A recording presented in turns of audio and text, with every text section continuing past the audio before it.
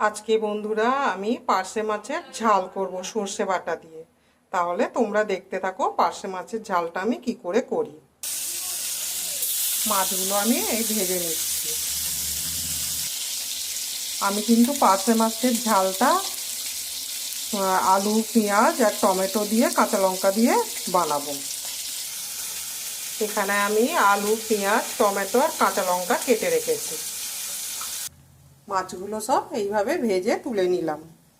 এবার আলু পেঁয়াজ লঙ্কা সব একসঙ্গে ভেজে নিচ্ছি। সবজিগুলো সব একসঙ্গে ভেজে নেবো। একটু মশলা হিসাবে দেব পোস্ত, সর্ষে পোস্ত বাটা আর একটু আদা রসুন আর হলুদ গুঁড়োটা আমি কষার সময় দেখিয়ে দেব।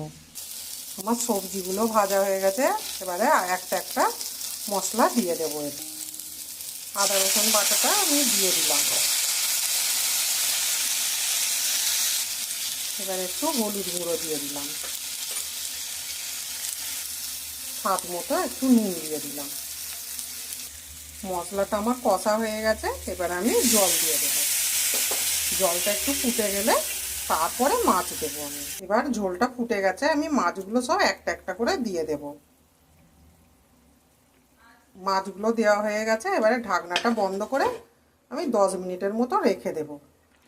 মাছের ঝালটা তাহলে হয়ে গেছে, পার্শে মাছের ঝালটা। এবারে সর্ষে পোস্ত বাটাটা আমি এবারে দিয়ে দেব। দিয়ে নামিয়ে নেব কিছুক্ষণ পরে।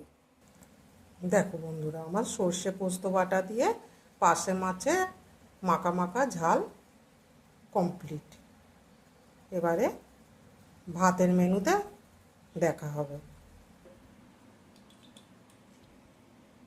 হ্যাঁ বন্ধুরা, তাহলে গরম ভাতে ঝাল ঝাল পার্শে মাছে ঝাল ঝাল করেছি। পার্শে মাছের ঝাল দেখো তো বন্ধুরা, পার্শে মাছের ঝালটা কেমন লাগছে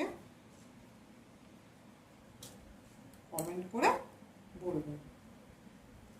পার্শে মাছের ঝাল। ভালো থাকবে, সুস্থ থাকবে, স্বাস্থ্য সচেতন থাকবে।